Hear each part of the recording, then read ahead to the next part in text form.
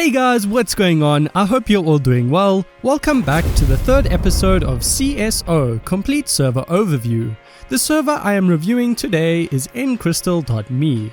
Don't forget to use the first link in the description to vote for the server that you would like to see reviewed next. And if any of you have suggestions for servers that aren't on the list, please comment with them down below and I'll consider adding them to the vote. I also want to give a huge shout out to my members. If you would like to support my channel, get early access to videos and get your skin and name in my next video, please consider looking at joining my members. And lastly, if you haven't already heard or seen the trailer, I'm going to be hosting a $2,000 giveaway on my channel when I get to 15,000 subscribers, so make sure to subscribe so that you don't miss that.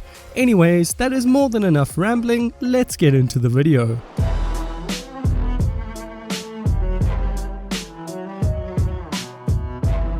Okay, so to start off, let's take a look at some of the statistics behind ncrystal.me.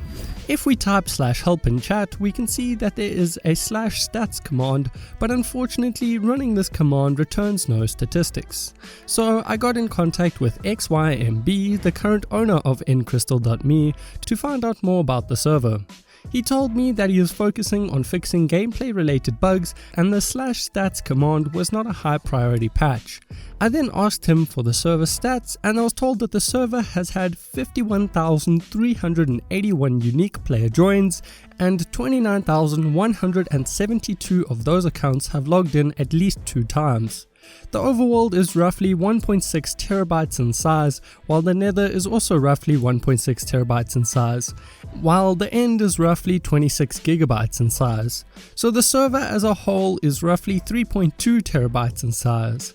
XYMB then told me that he made a custom region file format, and with this he was able to compress 3 terabytes down to 1.2 terabytes with no loss of data. The custom region file format apparently manages to save about 60% space in the overworld and nether, while it manages to save a staggering 95% space in the end. So without this custom region file formatting, the server would be closer to 7 terabytes in size. ncrystal.me supports Minecraft versions 1.12.2 all the way up to 1.19, but it is a little bit weird playing on older versions, so I recommend loading up on Minecraft 1.19.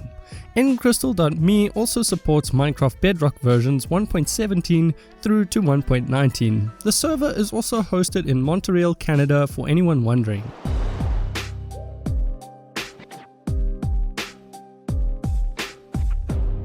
The next thing I noticed was ncrystal.me's player base. The server seems to have an average player base of between 5 and 20 players, while the official Discord server has just over 1,000 members.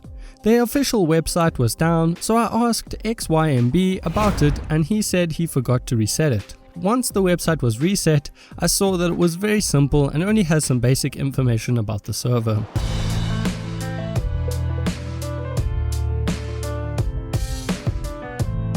Like most of the other servers in this series, ncrystal.me has a complicated but interesting history. Unfortunately, there is close to no official documentation for the server, which made researching the server a lot harder. The server was started by a player known as ePearl in May 2020. The server quickly grew as ePearl was a well-known player and he had well-known friends in the community, including C.S.O. After a while, the server grew to about 50 active players daily and even bigger after that.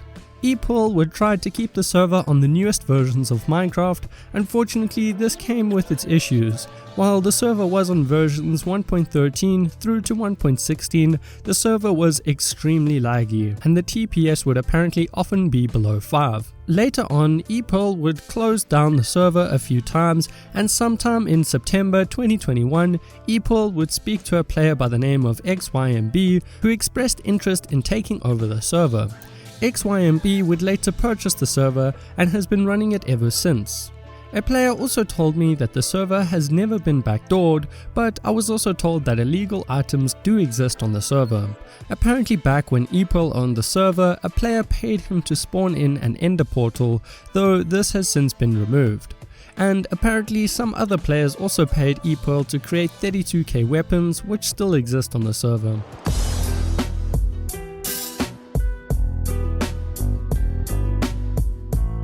The next thing I wanted to speak about is the server's anti-cheat. Some servers are too strict while others are too relaxed, which generally leads to a lot of lag. Thankfully, nCrystal.me seems to have a very well balanced anti-cheat, and I personally experienced very little lag with my short time on the server. One thing I did notice is that using entity speed desyncs you from the server. You can ride around, but when you dismount you get taken back to where you started. It is also worth mentioning that there is a captcha when you first log into the server to stop bots.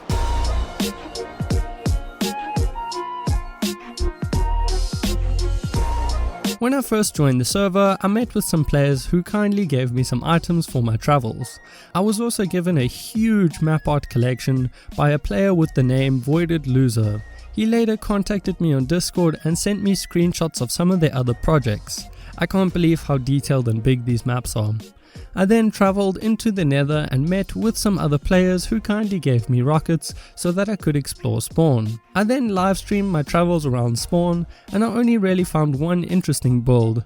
The rest of Spawn was not very griefed. There were hardly any lava casts, but I did see a lot of TNT dupers. I was later told that there is a group using the TNT dupers to grief 2k around Spawn with plans to later expand to around 5k around Spawn. I ended up logging out on stream, and when I logged back in, I was greeted by this. And yes, we can be friends.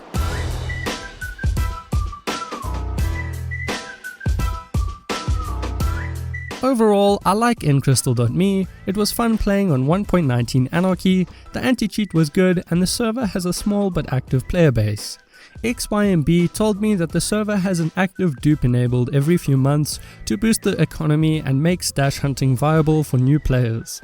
The end portal dupe is always active, which brings players together while not being super overpowered.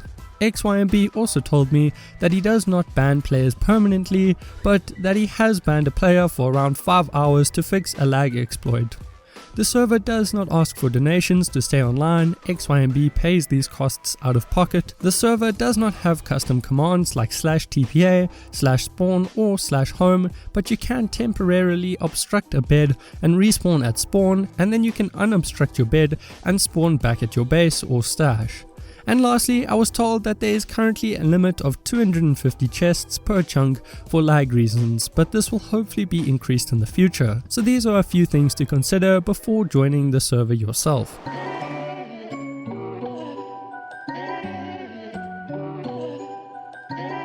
Thank you so much for watching to the end of my video. I really appreciate your time. Seeing as you're still here, I assume you enjoyed the video, so please consider leaving a like and maybe even consider subscribing. Don't forget to use the top link in the description to vote for the next server in this series. And if you want me to add a server to the vote, please post it in the comments down below. I have also recently completely revamped the KiLAB gaming memberships area on my channel, so be sure to check out the benefits with the join button. Quick shout out to my members for all of their support. They help me make higher quality content more often. Anyways, it has been your boy KiLAB. Peace in the Middle East.